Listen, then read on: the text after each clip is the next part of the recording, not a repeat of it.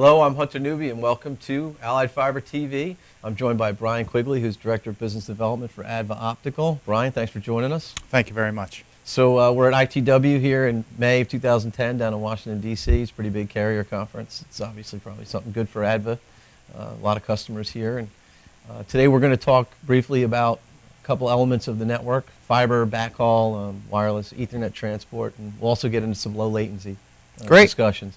So the first of the four questions I was going to ask, what's the relationship between dark fiber and backhaul in general to you? Well, what we see from dark fiber from our customers are really three main things: reliability, scalability, and predictability in financial costs moving forward. And as you're seeing the mobile backhaul environment continually expand through applications of mobile computing, the scalability of a dark fiber solution is where most of our clients are asking. So rather than ordering DS3s or multiple T1s, the unpredictable nature of the future of mobile computing is relying on carriers asking for dark fiber with wave division backhauls so that they can scale their bandwidth as needed. So you touched on mobile, which actually leads into the next question.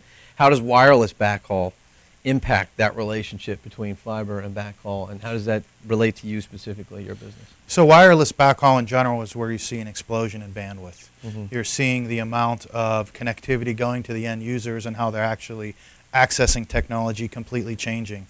No longer are they plugging in, no longer is it acceptable to have cellular type connectivity. They're really looking for true mobile broadband connectivity, where you're seeing applications being distributed from the cloud, and you're seeing applications being written on machines that are accessing data in the cloud, which is requiring a tremendous amount of bandwidth and connectivities that, quite frankly, weren't even imagined before.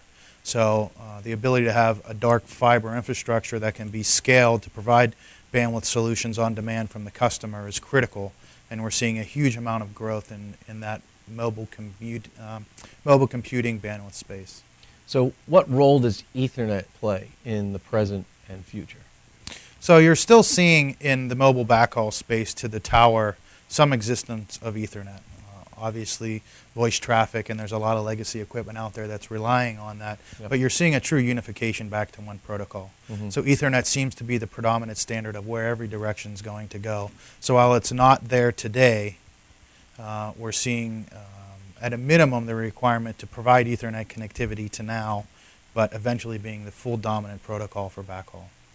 And finally, do you believe the United States has the physical infrastructure it needs to support all the Ethernet-based applications requirements for transport and backhaul? And if not, what needs to be done?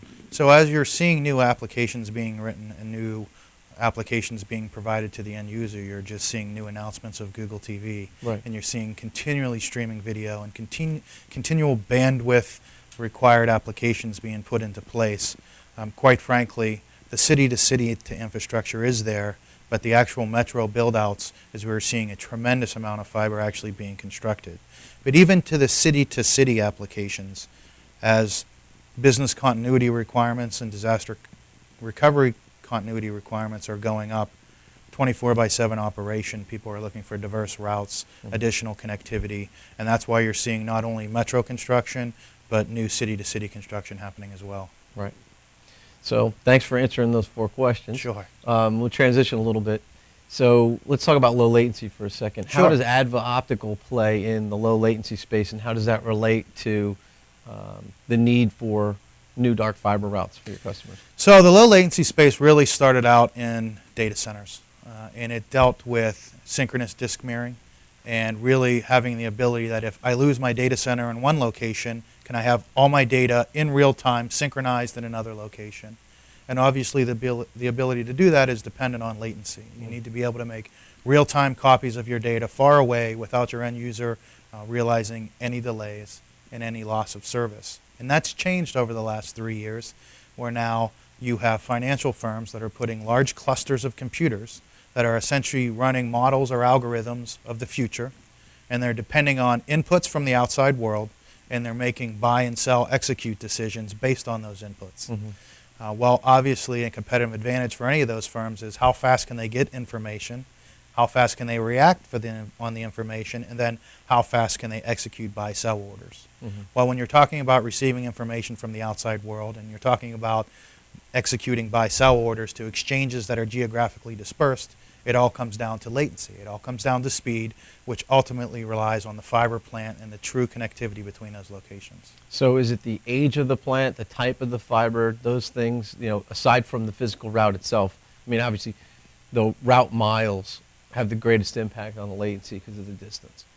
But to what extent does age of fiber and type of fiber also play a role? Absolutely. So the number one predominant latency factor is obviously distance. Mm-hmm. When you're looking at 5 microseconds per kilometer, that can have tremendous changes if you're cutting corners and making a direct line rather than going around the block. Mm-hmm. But beyond that, you're looking at amplification, you're looking at dispersion compensation, and you're actually looking at the factors that are affecting site-to-site connectivity and pre-engineering systems with the fiber manufacturers to ultimately deliver the lowest latency in a system. Right.